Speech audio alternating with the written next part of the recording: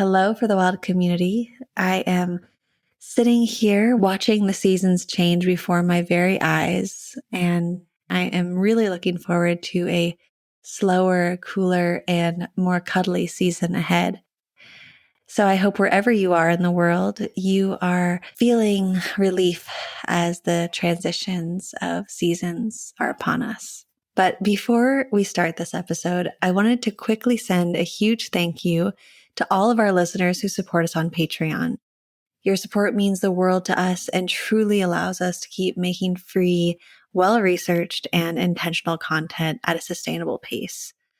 This month, we are launching a new set of tiers on Patreon aimed at creating a library of deeply rooted resources for those who sign up.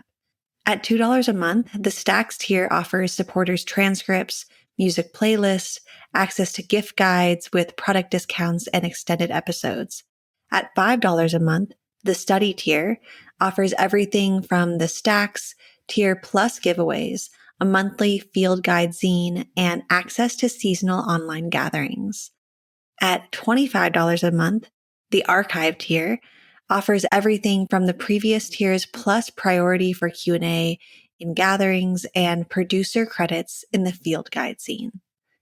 At $100 a month, the Living Libraries tier offers everything from previous tiers plus a contribution on your behalf of $25 a month to our current land protection project and seasonal letters from the land.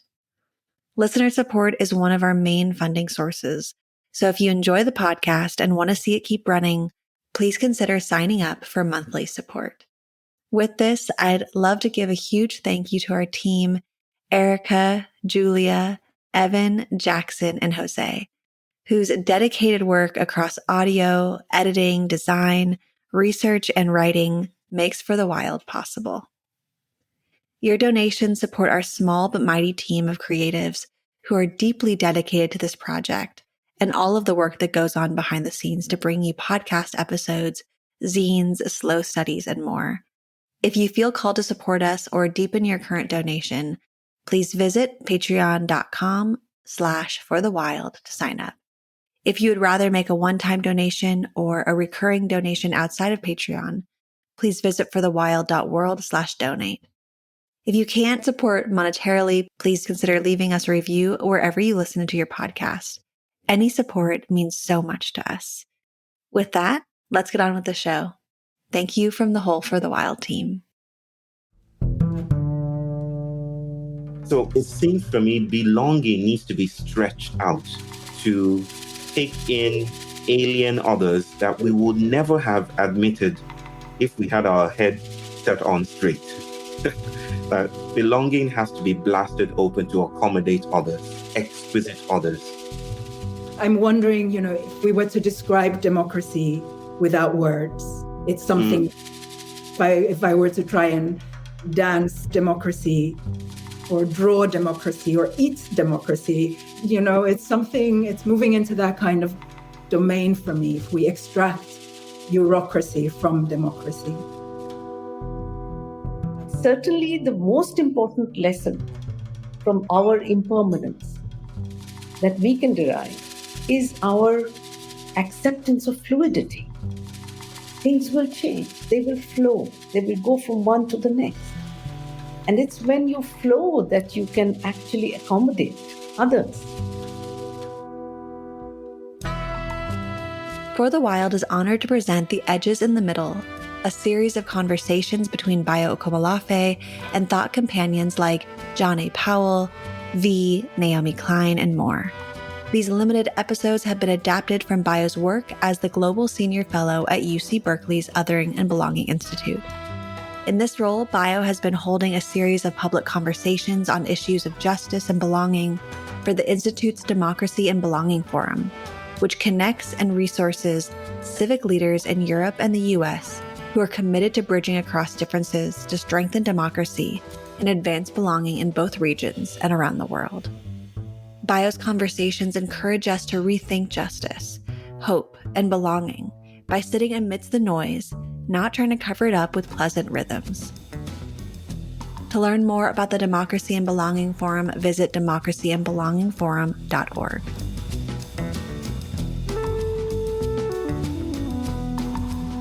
This recording features Bayo's conversations with Minna Salami and Professor Madhulika Banerjee. Minna is a Nigerian, Finnish, and Swedish feminist author and social critic. Her research focuses on Black feminist theory, contemporary African thought, and the politics of knowledge production. Madhulika is a professor at the Department of Political Science at the University of Delhi. Her research interests center on the politics of knowledge and its roles in shaping the discourse and practice of development, with a particular focus on the Global South.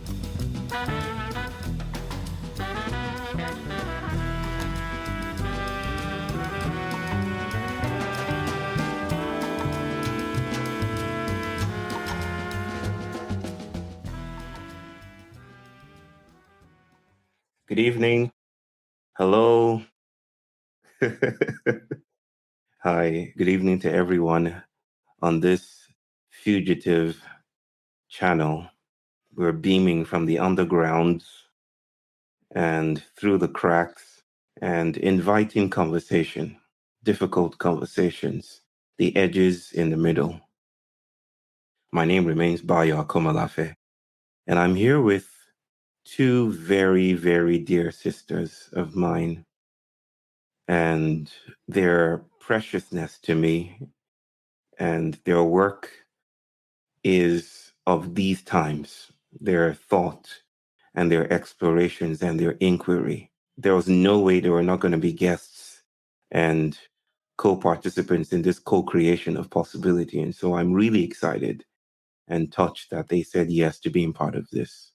And I will introduce you to them and bring them up shortly. But just before we do that, as is traditional, I want to say that this conversation is the last in a series of conversations we've been having for some time now, since last year. And if there's time, I might say a bit about how we are relaunching this, and it might take some new form, but this is a threshold. We've come to a threshold in this experiment with conversation and exploration that we call the Umbari series. And it has never been a conversation or an exploration that is around reaching consensus or arriving at a stabilized notion of truth. It has always been a dance with possibility, a gesturing towards the possible, a noticing that our bodies are yearning beyond language, beyond text, beyond theory, beyond concept, to do things with the world that our academic work and our activisms may not have space for. So this is a space for radical and exquisite becomings.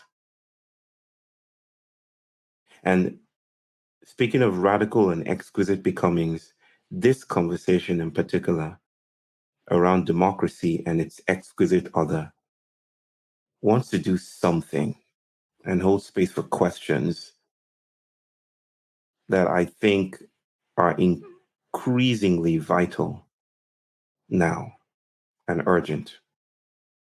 Something happened a couple of days ago in France, as most of us or everyone here knows. There is fire on the mountain, right?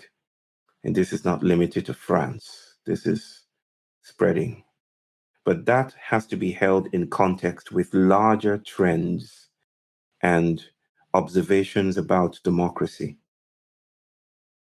Democracy as a system of governance, democracy as a power-sharing format, democracy as the presupposition of the primacy of the citizen. There is a sense in which one might say that democracy is shrinking, if you will. And studies showing the diminishing trust in democratic institutions. Those studies are just symptomatic of what is happening at large. And so what we're here to do together is to probe, is to co-examine this thing that is happening and to see what might want to emerge then, not to displace or to replace or to go beyond democracy. I'm not ready to do that yet. I don't even know what a beyond democracy looks like at the moment. But at least to touch the demise, as it seems, the demise of this paradigm, and to have questions about how people in the global south have experienced democracy, especially to wonder if there aren't other ways of being in power together with each other and together with the world that is creeping up through the cracks of these times. So with that, I would like to bring Professor Madhulika Banerjee and my dear sister Minna Salami to the table. We promised we would eat chicken together digitally. But in the absence of that, please unmute yourself, my sisters. How are you? It's a very banal question, but how are you doing? Minna? I'm doing, however I'm doing all the better for being here with you both. It's really wonderful to be joining this Mbari. And as you say, Bayo, the questions that we're going to be exploring are really emergent, really important, really symptomatic, I think, of so many of the questions that people are harboring in their minds and their bodies and their spirits at the moment. And so I'm very much looking forward to just unpacking and exploring this idea of democracy together with you both. Very dear minds and dear spirits to me. Thank you. Thank you, Minna. Well, very happy to be here, Bayo and Minna. Kindred spirits I have just discovered in the past few months, and what a pleasure. And I really welcome this forum, this opportunity for us to talk and share our ideas with others who are listening and watching. Because I think we represent very self-consciously voices that are not often heard. Yeah. And need to be heard. Because they have wisdom, experience, forbearance, and a lot to offer to the world as it is now. And to ideas like democracy and freedom and progress, there's a lot that these voices can contribute to. So yes, I thank you for creating this opportunity where we can chat together, what you call an Mbari chat, my own grammar of Bangla, in which we call it an adda, where friends sit together and it could be chicken, it could be tea. And you talk about things that you share in the hope for doing things better and together. Yes, yes, yes. Thank you, my dear sisters. And this is the first time we are on this platform having a three-way conversation. So, and this would, of course, this has informed the time. So we usually have this within an hour. We're stretching to 90 minutes to hold the juiciness and the robustness of what we want to explore today. And I'm really glad we're doing this together. Let me start things out by situating with our proposition. I was just on a call just prior to this, and I shared with them that I woke up yesterday and was alerted to a paper, the scientific report by a Jeff Morgan from the National Museum in California with an intriguing premise.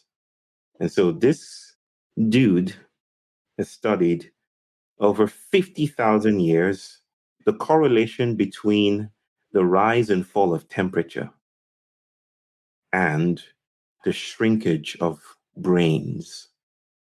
Right. So what he is finding, what this research team is finding, is that in warmer temperatures, when the earth gets warmer, our brains shrink, right? And I just want to leave that there for a moment. When climate warming and global warming happens, the brain capacity reduces, if you will.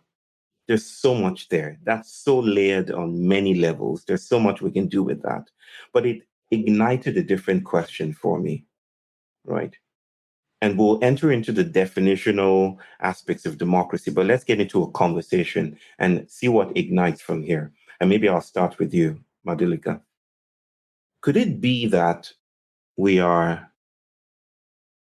our practices of democracy, how we see democracy, how we think about democracy, could it be that democracy is just as much an organic responsivity to these times and it's shriveling up as the earth gets hotter, so to speak? Could it be that in some senses, this decline in trust in democratic institutions, this rise in the big man, in the populist movements, fascist undertakings, could it be that we're seeing these events and it's correlated with rising global temperatures? Could it be that democracy is at risk and it's facing extinction? What does that ignite for you listening to that? I think that for so long we have been talking about democracy. And if we even go back to the most banal but very significant definition of the people, for the people, by the people kind of thing, Mm-hmm. I think we need to understand that we have forgotten the part of by the people and of the people. Mm-hmm. We have focused on democracy for the people, which is okay, which is good, because all people need democracy and all democratic institutions should try to provide it and protect it as much as possible for the people. But I think that democracy is something that people can construct for themselves and that they can continue to construct and continue to contribute towards a democratic undertaking is underestimated. Let me explain and let me see how that links to the issue of warming. I think that while many new concepts of democracy have no doubt come in the last 300 years or so, and actively in the last 150 to 100 years or so, one of the most deeply democratic things we had built across cultures is a democratic relationship with nature. We always felt that we were a part of nature. Nature was a part of us. There is a way in which the human being is at even keel with nature.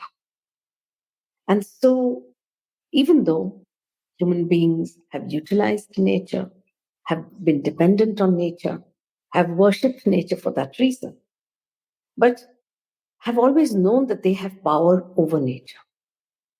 But because human cultures in so many parts of the globe were extremely respectful of the same nature which they could have power over, and that respect meant that they kept themselves at least at even keel with nature, never trying to plunder, use, but not abuse. So, this, of course, enabled them to produce so much, to create such beauty, to create so much abundance, to create wealth. But nature was never destroyed in that process. I think that in building all the other dimensions of modernity, of development, and so on, we have somewhere lost this particular aspect of a democratic relationship with nature. Reams and reams have been written on this. So, but to link with your question about what is happening today about democracy being in danger and how that links with what I'm saying is that the kind of democracy that we think ought to be built today always rides on the back of a modernist notion of prosperity. Okay, there you go. So the big man becomes big because he promises that prosperity on the basis of which you can anticipate a democracy. Whereas, and that is accompanied by the claim that nobody could do this for you, I am going to do this for you. Mm-hmm. And we are going to discover a greatness, And whenever somebody is trying to deliver democracy to you for the people, today it takes the form of populism and the big man. It's a problem. But look at the history of democracy, that especially in the global south, all the people who have tried to deliver it to us, for us, there is somewhere an assumption that, the people are not clever enough or smart enough to be participant. We talk about participatory democracy, but the way in which we have thought of prosperity in the modern time, we don't think that what people know, how they have cultivated crops, how they have woven cloth, how they have produced beautiful materials, how they have built beautiful buildings, how they have, had trade and commerce, they've built big ships, they've crossed the ocean, they know the stars, they know the currents. These knowledges are not seen as germane to the project of prosperity in modernity. Right. So, if people, those very people who are supposed to be constituent of the democracy, are not respected as human beings with a mind, you have been shrinking their minds for a long time. And the entire process of prosperity building has been contributing to global warming that we know independently anyway. Mm-hmm. Mm-hmm. So global warming is happening on the one end, while actually you have been shrinking the worth, the self-worth of people who you expect to be participant in a democracy.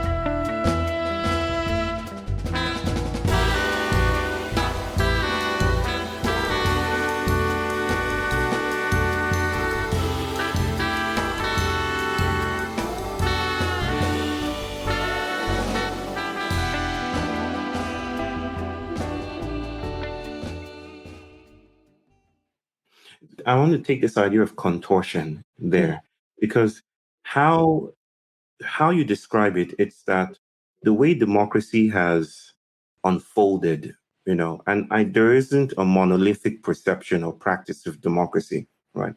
But the way it seems to have unfolded, especially received by the global south, is that it's front loaded with ways of knowing that are decidedly European, that are decidedly industrial. I wonder if you could just jump in on this and what you feel about that, because there is a prevailing presumption that democracy is contentless, that it's neutral and it's universal. So it basically applies everywhere and anywhere. But is that how you understand it? Is that how you understand this political arrangement, its notion of power, its understanding of the citizen as the unit of analysis? Is this what is at stake when you think about democracy? Thank you, Bayo. And thank you for kicking us off with the image by Jeff Morgan. Right. And I want to just turn to that briefly in order to respond to the question that you're asking now, because what came up for me similarly to Madhulika as you shared that, and I know it was metaphorical, so let me also stick with image and metaphor, because what came up for me is a house and an image of, let's say, all of us, all of humanity, all living species. If we were one organism and we're in this house, and it's a rectangular shaped house with a window on both ends, so 2 windows. And if you look at the window on the right, let's say, you would see a raging fire, war, destruction, the erosion of our forests, our rivers, our mountains, and so on. So everything catastrophic, all the polycrisis, all of that, one window. And if you walked over to the other end as this collective organism and looked out of that window, there would be, imagine you see this immense beauty, our planet thriving, humanity elevated and elated, knowledge of the mind, body, and the soul being championed, democracy in its best form being practiced. And as Madhulika was speaking, the image started to shapeshift for me, following from what you had said, Bayo. And I thought about how, at the moment we have, I believe it is about 30% of the world is under authoritarian rule, which is a massive increase if you compare to a decade ago. And it seems as though you could sort of say that we are shifting, this organism is shifting towards the window that faces the fire, that faces destruction, that faces the declining of democracy. But a huge part of that, and this is in response to your question to me, because there are various reasons. Yes, climate change, and it's a sort of shrinking of the organism, shrinking of the brain, shrinking of the world, shrinking of the house that we're all in. Right. Even agency, shrinking of agency. Yes, precisely.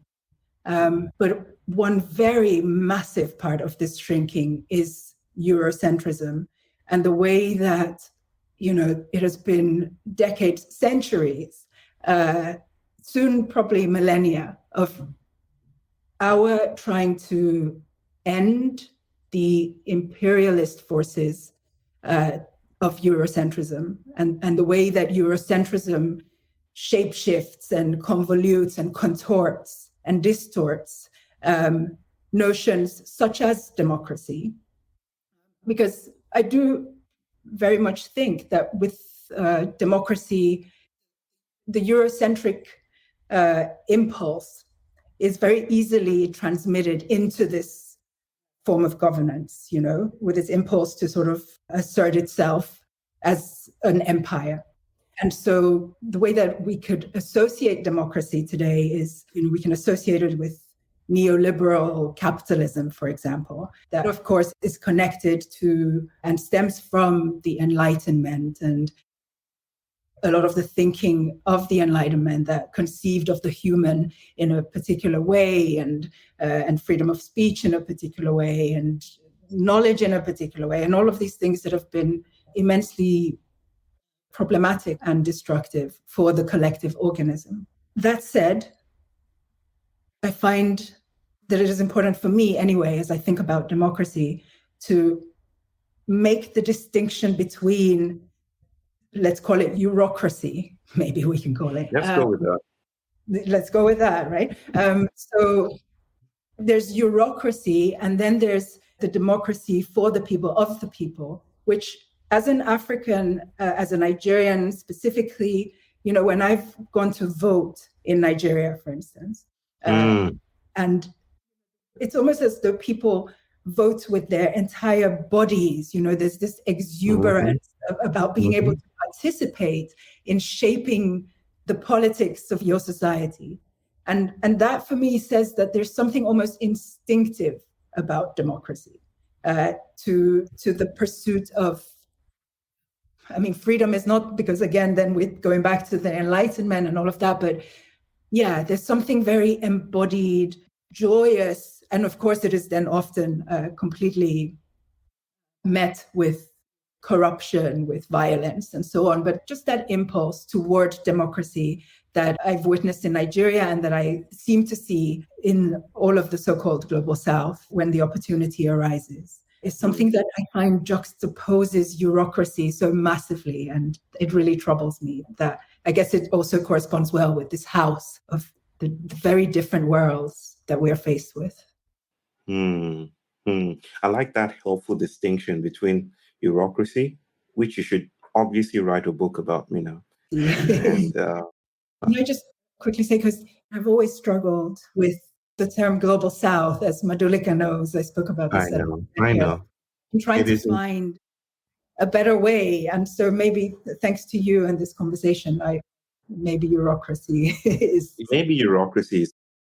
It's increasingly problematic, but it's a galvanizing point for the moment to plant a flag and see what we do with space there and how we move there. But there's something you say in distinguishing between Eurocracy and democracy. Eurocracy as an Enlightenment product, and then something that feels more instinctual, something that feels animated. Though one has to also contrast this and hold this in light of the diminishing returns of democracy in Nigeria.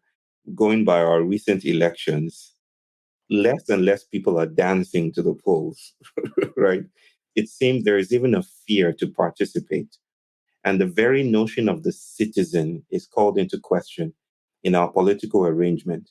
In fact, I might just venture to say that we don't have a government per se, we have a bully system that runs parallel to citizen aspirations, right? Like every time something wants to reach out for something new, this bully system reinforces the parallelism, right? And says, stay in your track.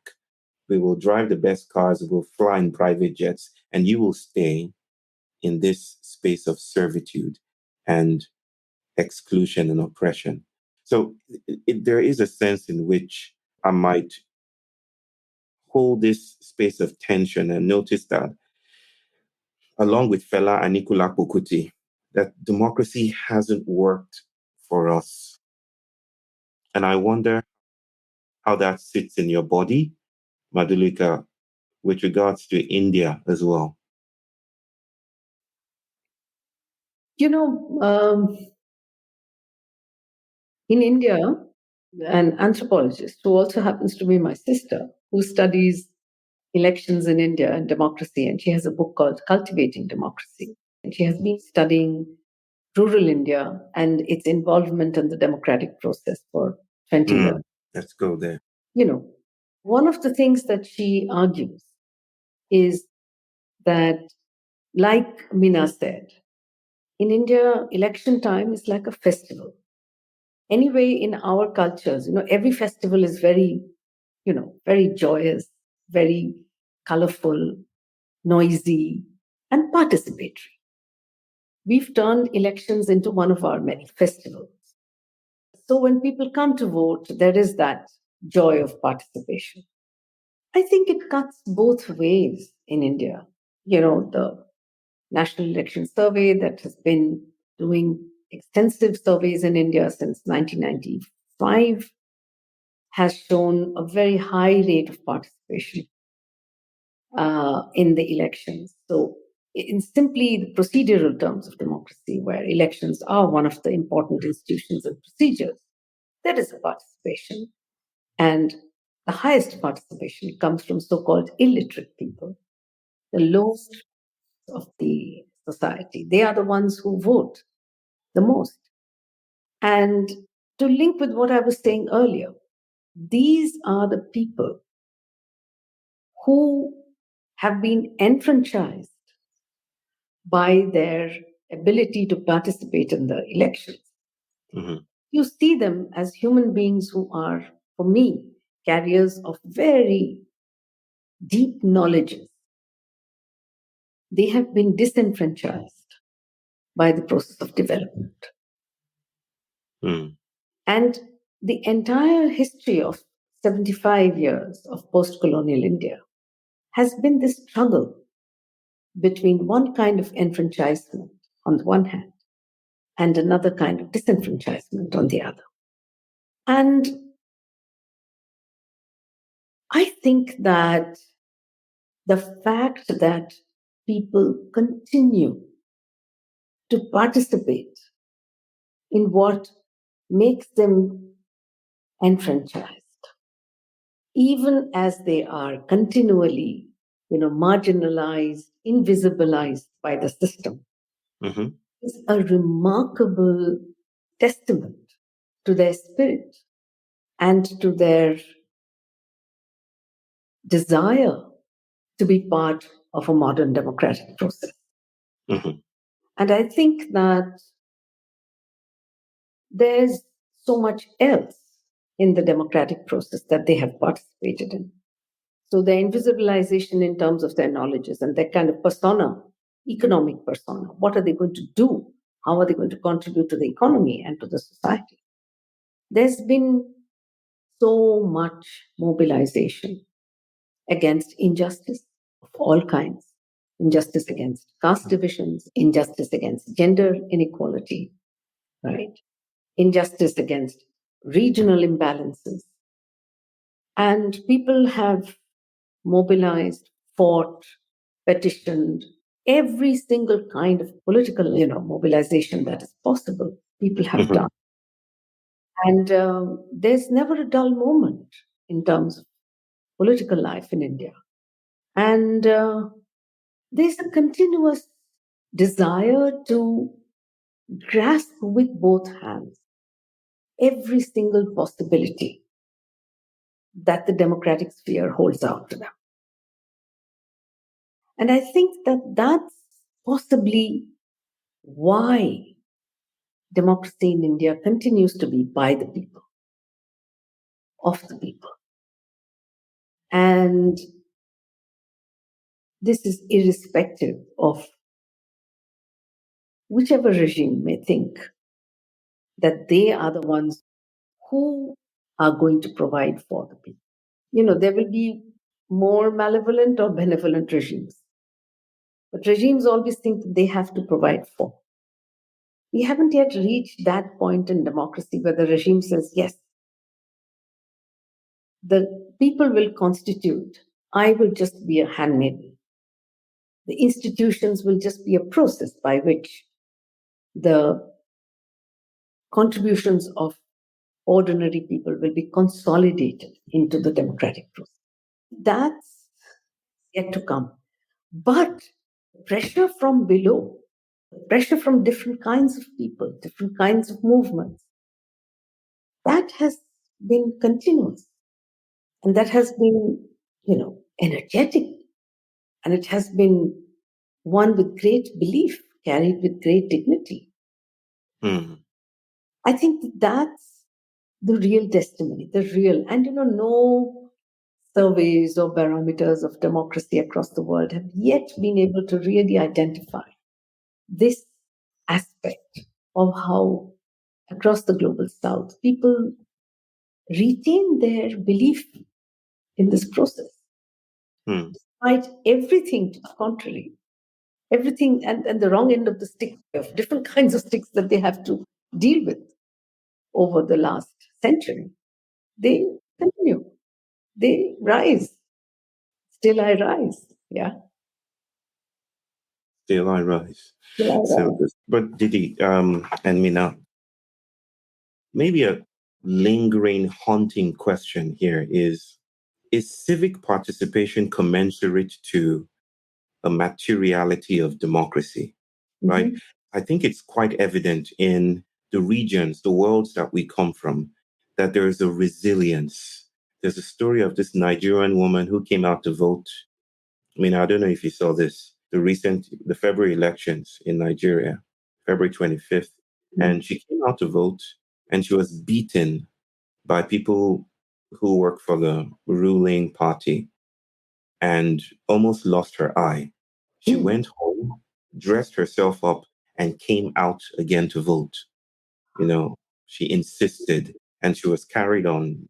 She became a media project and almost a meme, with that bandage on her eye saying, I will vote. And this happens again and again. This resilience is exploited and almost used as a resource base to fund and nurture bully systems. Again, regimes that do not care for people.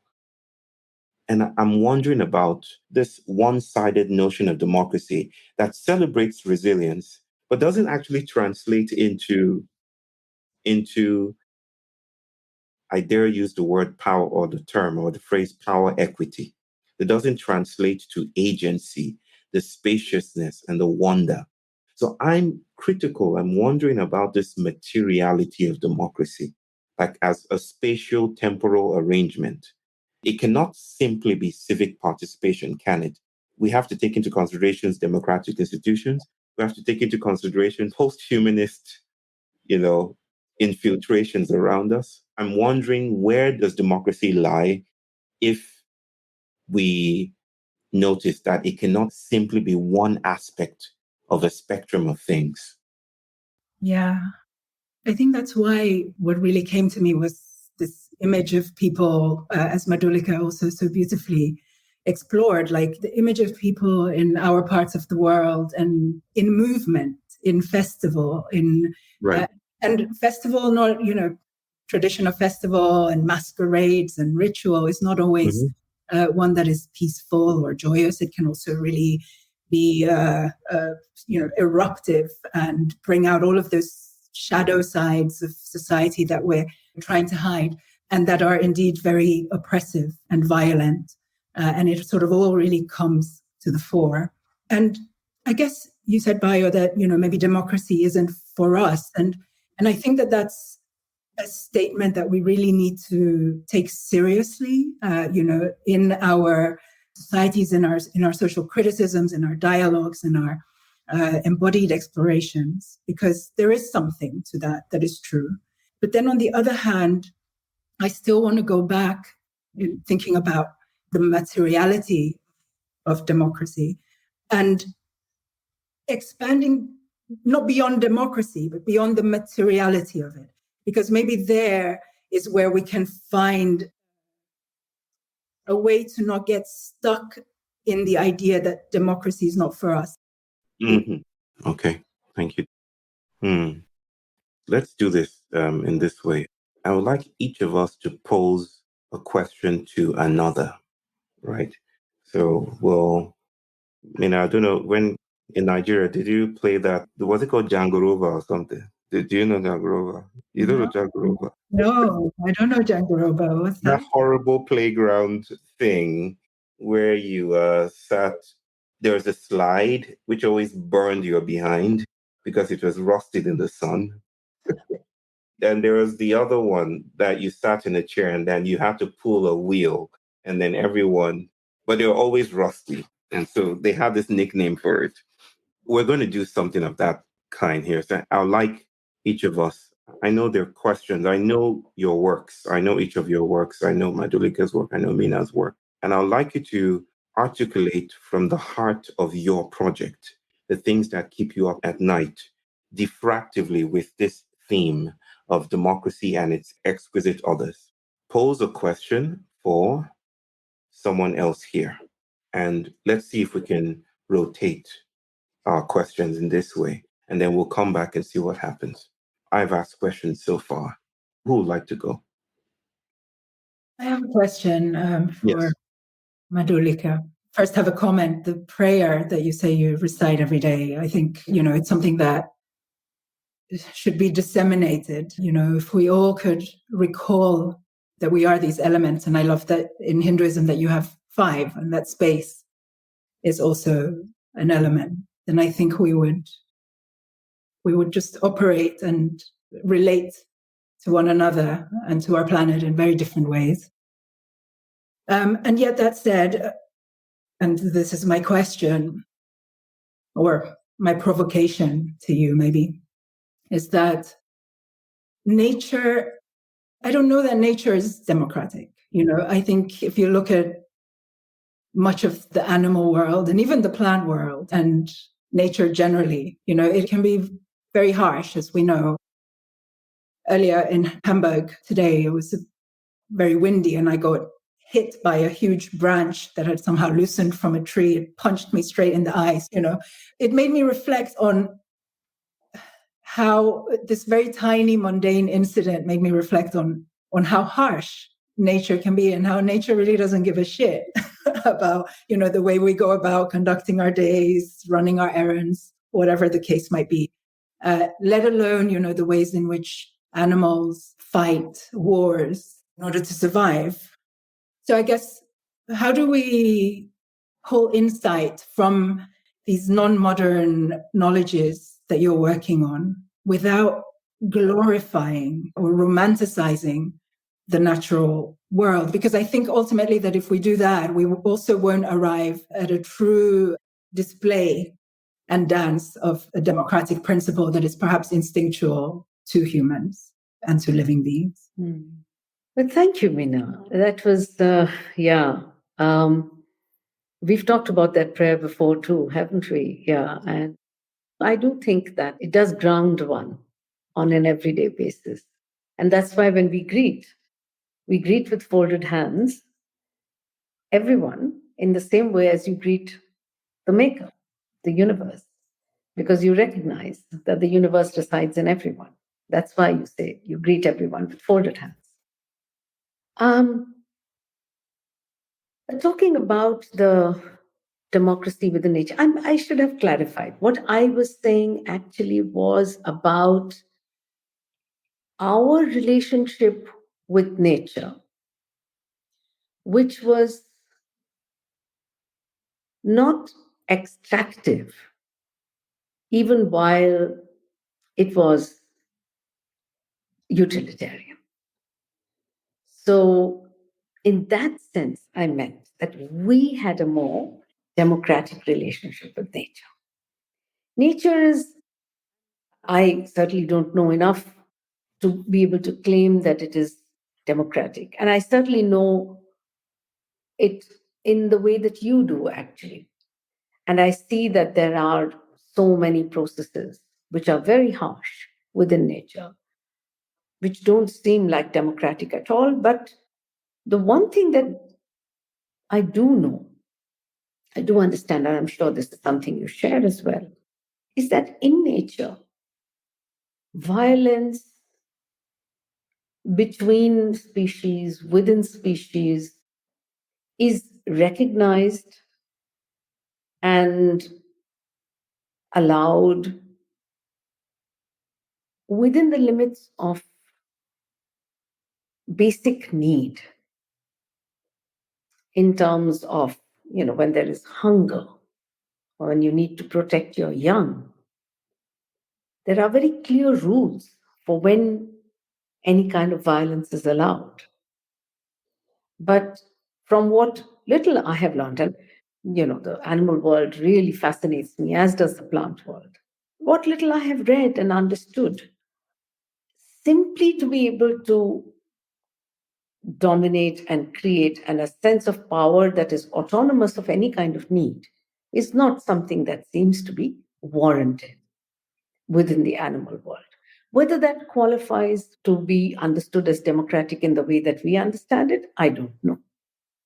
But I do think that human beings who used resources from nature, simple example, when you collect medicinal plants to make herbal medicine, after all, most communities still today use herbal medicines, right?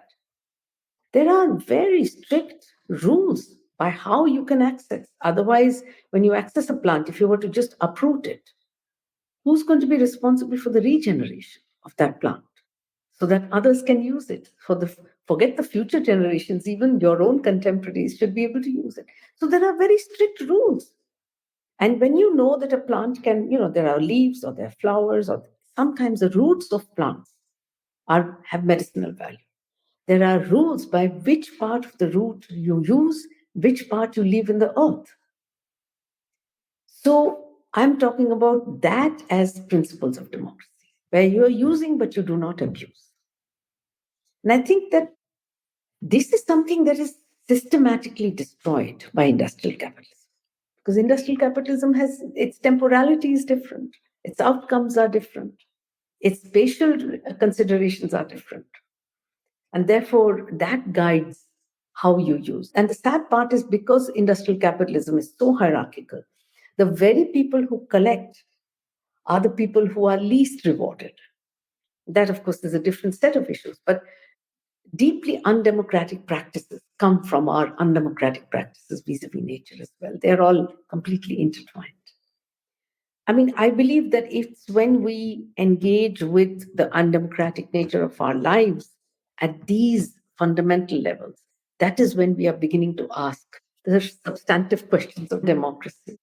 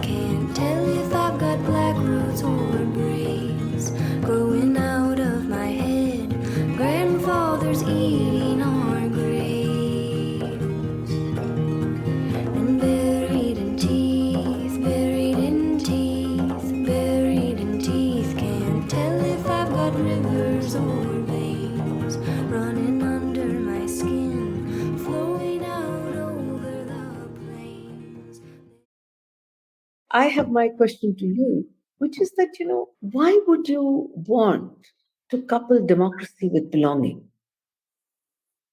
Why would I want to do that? Do you know that I want to do that? Okay, tell me why you wouldn't. Let me dance with that. Democracy and belonging, there's something deeply aspirational in that framework. Mm-hmm. The longing for a world where everyone has agency, right? Mm-hmm. Everyone has a say, and everyone has a seat. Mm-hmm. I am exhausted with the idea of the seat at the table, and no, but there you go. I'll just use it. But the idea of belonging, of course, in the ways that Elder John Powell and many of the scholars that have nourished this ground together, that idea of belonging just goes beyond, can we all get along? No, it notices disparities, unevenness. It notices how things move in and come out. It notices how paradigms die and paradigms swell in their place. But it still longs for a world that is free from the horrors of hierarchical arrangements, where bodies are racialized according to various attributes that they seemingly possess, according to one's sensorial affinity to that aspect, right? Whether it's pigmentation or something else. So belonging wants to do that. And coupling with democracy is, of course, noticing that there is a sense in which democracy brings together our best political skills. It brings together the best of us. If we can furnish the world with a system that allows belonging to thrive, that would be democracy. That would be the definition of democracy to aspire to. My questions here, the work that I'm trying to articulate here, or what I'm trying to notice and observe and put to writing and text and questions and conversation, is noticing that the vote is dying. And by the vote, I mean the materiality that made democracy as a people project possible, as an anthropocentric project. That materiality is fading away, if you will. Democracy has always been tied to the citizen, right? To the citizen, to the sovereignty of the citizen. And the way the citizen practices this sovereignty is by voting. So there's something about the electoral process that seems to be interwoven with the heart of democracy, right? One man, one vote, as is often said. But I think that every monolith, every political arrangement is indebted to unequal circumstances, is indebted to flows, is indebted to riverine phenomena, is indebted to the world in its posthumanism.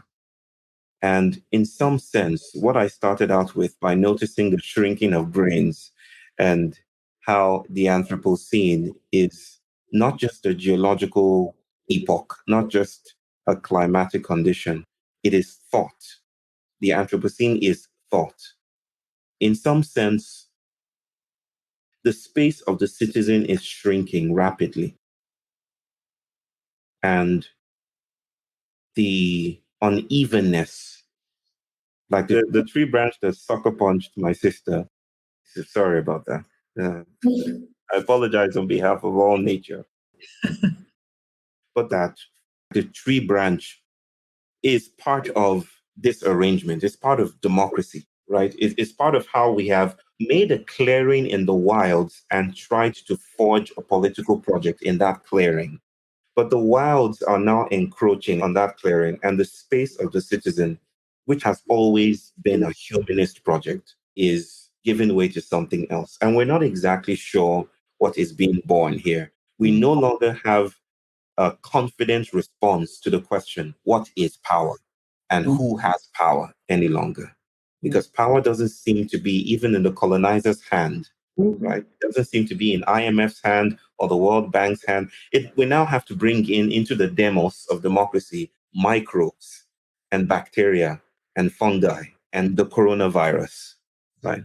So it seems for me belonging needs to be stretched out to take in alien others that we would never have admitted if we had our head set on straight. Belonging has to be blasted open to accommodate others, exquisite others. So freedom will look radically different from how we perceive it right now. Perhaps freedom might actually be the postponement of the exquisite. Democracy seems to be doing that right at this moment. We are yearning for some kind of fellowship. We're yearning for a different kind of embodiment that is not available in our political practices. The left and the right are doing the same thing. We're stuck, right? And now in the spaces of democratic impasses, we're seeing the rise of fascist regimes. So I think right now, in those liminal spaces, something else wants to be born. I can only think of it as kolam. Madhulika, you know what I'm talking about? You would best describe it. What's kolam? A column is a beautiful set of designs that actually bring the geometric precision of the universe align with the beauty of undefined lines. Yes. To the doorstep of every house in Tamil Nadu, but in other parts of South India as well. And the beauty is that the way it is drawn, it begins with dots, and then the dots are connected in different designs. And this is done with rice flour. And it's done every day. Further beauty is that it has its place. That beautiful creation, if you and I made it, Minna, we would want it preserved forever, framed, put up, every day. It has a life of one day. Yes. Every day you begin afresh. Yes. So every day you reiterate, the precision and the beauty of the universe. KOLAM. LLAM, yes. Mm-hmm. And it is drawn by hand, usually by the woman of the house. Definitely. And it's drawn, and every morning it is wiped and you begin afresh. Yes. And those because they do it from childhood onwards, and people grow up watching the older women in the family do it. So it's done deftly and it's done in a few minutes. And it's that, homage to the universe that is placed outside your home so that you remember it as you go out and see it as you go in. And every day it is done anew. That's the kolam. That's the kolam. That's the kolam. You know what's so fascinating about this art, which is a multi-species art arrangement, is I learned that the rice flour feeds the ants as well. Mhm. It's ant agency. It's a feminist arrangement. It's a multi-species arrangement. And it seems to me to be this collective yearning for an arrangement that is yet to come. It is temporal and fleeting. It is not stable or permanent like some monolith that insists that this is the political arrangement for all time, right? It flows. The wind participates in this art project. I don't know. I don't know what is to come. I do feel in a creaturely fragile way that settlement is heaving and breathing and burdened with its migrancy. That settlement is becoming migrant, that we are becoming fugitive, that the city can no longer endorse our continuity. And so the space of the citizen, the project of the city, is shrinking. And all I can put in the space of what is yet to come is a column, is this thing that we don't know the name of. Right. So that is belonging. Belonging looks like column to me. It looks like ants participating in wind and tree branches, sucker punching my dear sister's face.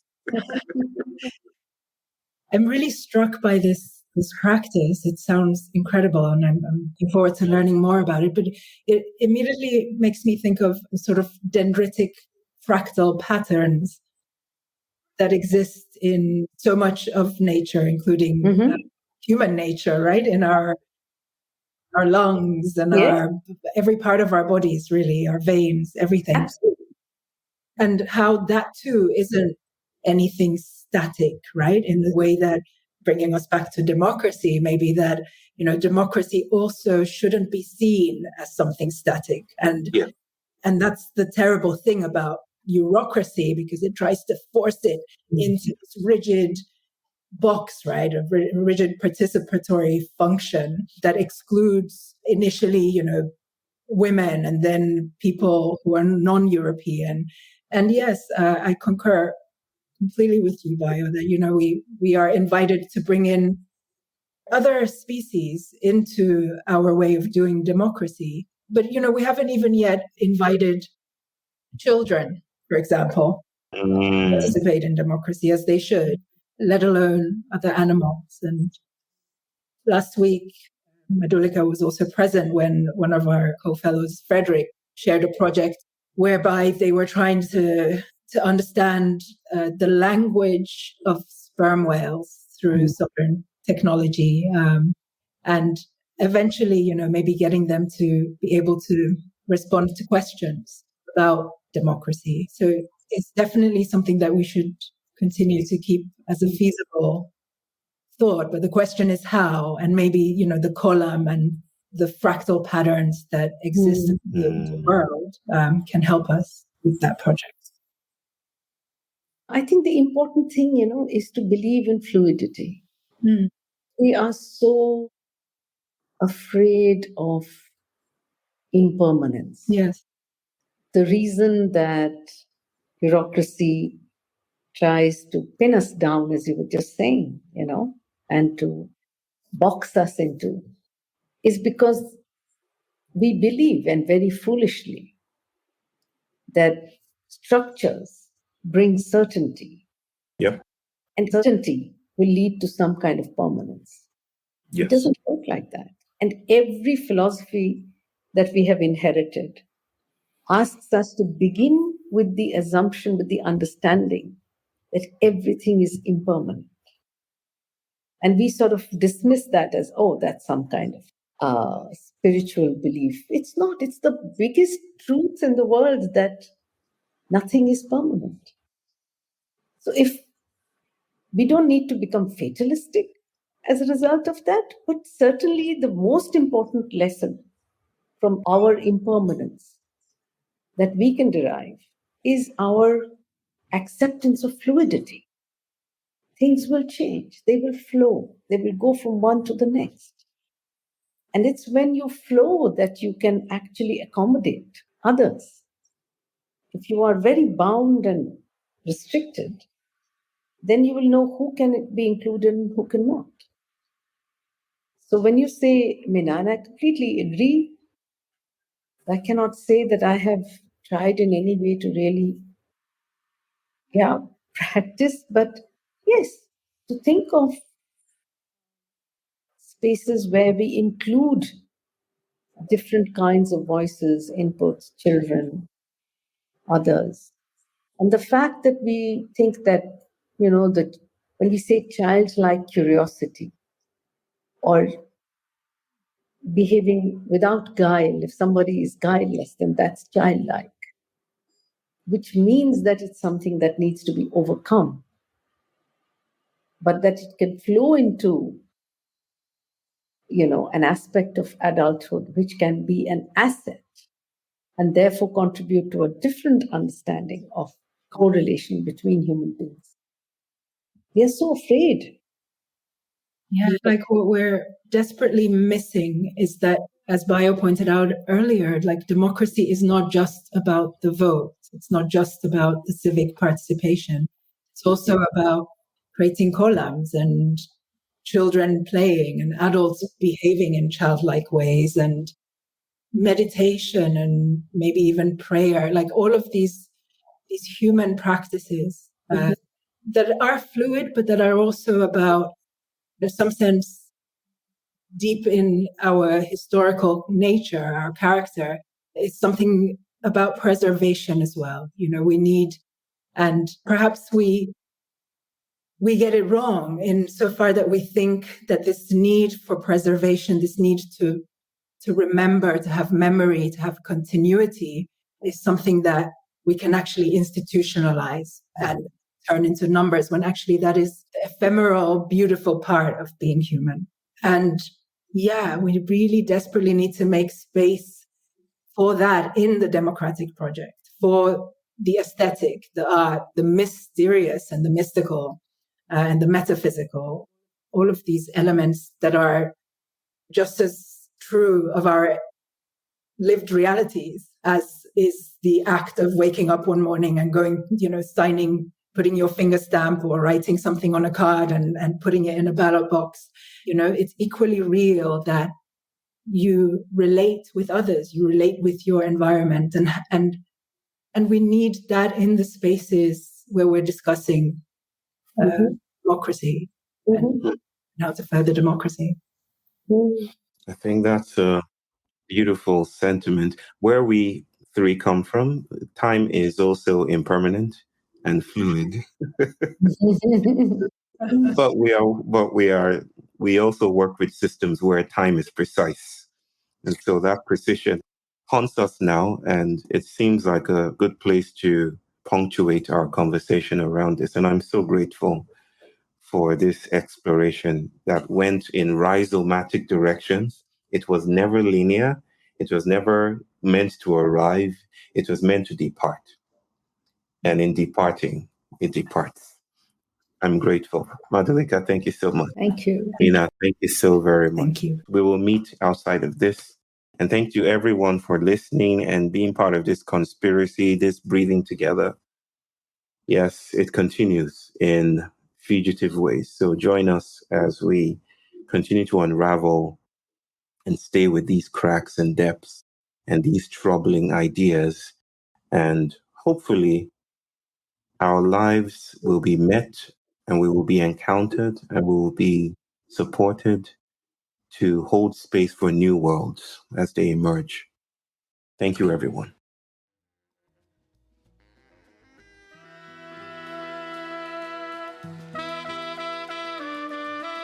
Thank you for listening to this episode of For the Wild. The music you heard today is by Sitka Sun, generously provided by the Long Road Society record label, and Marie Sue. For the Wild is created by Ayana Young, Erica Ekram, Julia Jackson, Jackson Krupp, Evan Tenenbaum, and Jose Alejandro Rivera.